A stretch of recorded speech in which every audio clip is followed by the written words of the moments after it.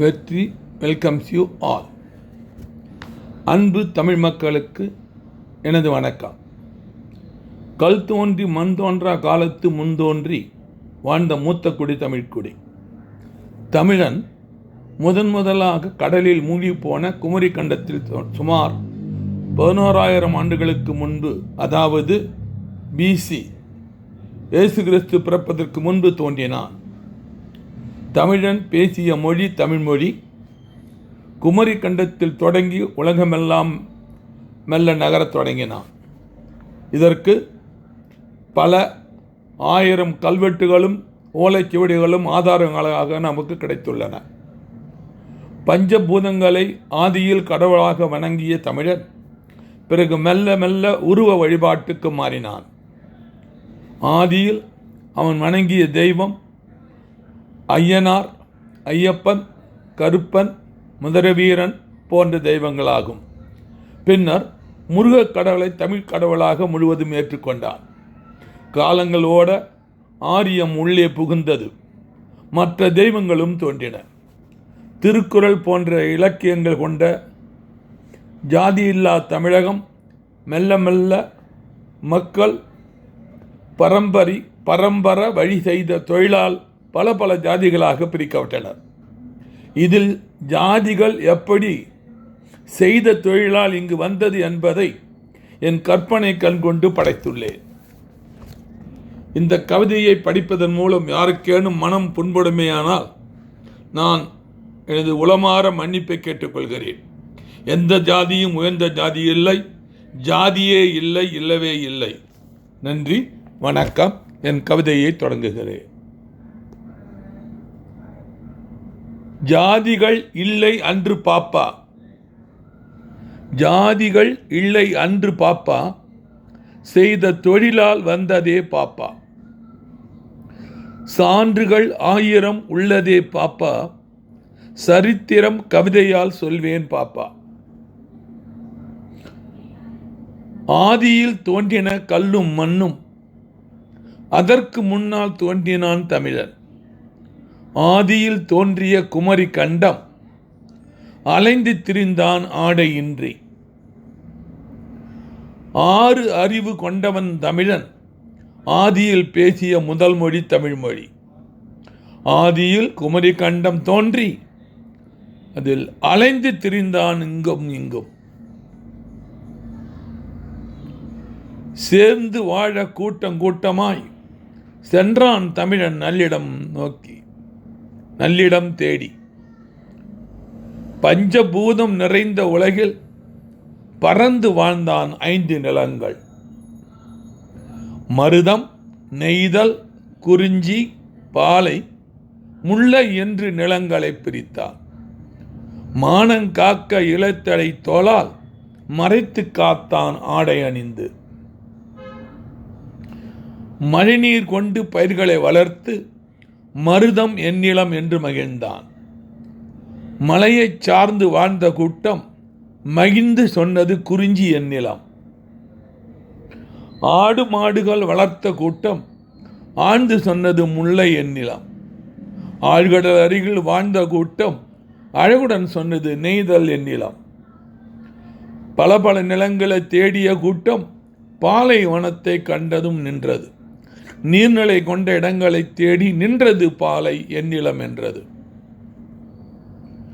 அவரவர் வாழ்ந்த நிலங்களை உழுது அரிய மரம் செடி கொடிகள் வளர்த்து அது தரும் காய்கனி உண்டு வாழ்ந்தான். அத்துடன் விலங்குகள் கரியும் உண்டான். காலம் ஓட உணவுகள் தீர்ந்தது. கலக்கம் கொண்ட தமிழர் கூட்டம் களவு செய்ய பிறர் நிலம் சென்றது. கலகம் பிறந்தது, சண்டையானது. அன்புடன் வாழ்ந்த தமிழர் கூட்டம் அறிவு அழிந்திட பசியால் பகையை உணவு வேண்டி வளர்த்து கொண்டது. உயிரை கொல்ல பகையும் வளர்ந்தது. கொள்ளையடிக்க செல்லும் படைக்கு கட்டுப்படுத்த தலைவன் வந்தான். படைக்கு தலைவன் படையாட்சி என்று புது பெயர் சூட்ட சாதியானது. படாட்சி என்பது ஒரு ஜாதி. கொள்ளையடிக்க நீண்ட தூரம் செல்ல வேண்டி குதிரை வளர்த்தான். கல்லும் தடியும் போதாதென்று வில்லும் வாளும் செய்து கொண்டான். கல்லை கையால் எரியும் தூரம் கண்டு தமிழன் சோர்ந்து போனான். கல்லை நீண்ட தூரம் எரியும் கவுண்டர் கல்லை கண்டுபிடித்தான். கவுண்டர் கல்லை உபயோகப்படுத்தியவர்களை கவுண்டர் என்று கூறப்பட்டனர்.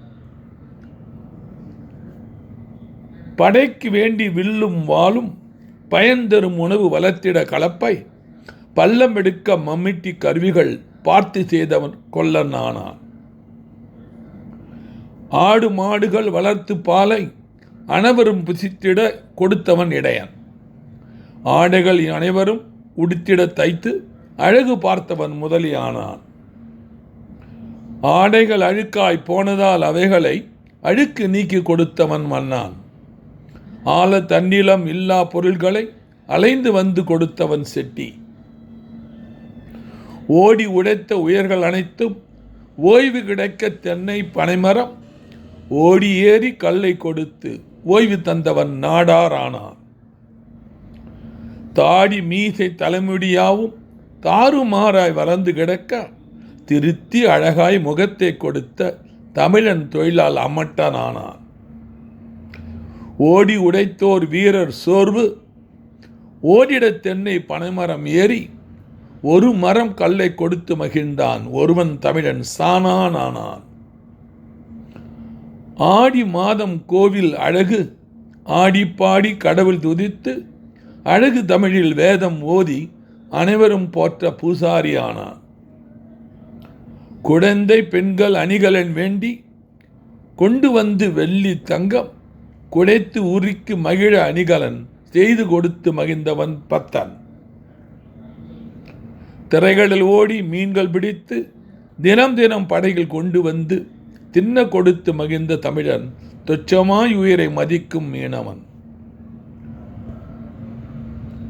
காடு மலைகள் ஓடி ஏறி காட்டு விலங்குகள் வேட்டையாடி கொடுத்து மகிழ்ந்த தமிழன் அவனை கொண்டாடி மகிழ்ந்த தமிழன் குறவர்.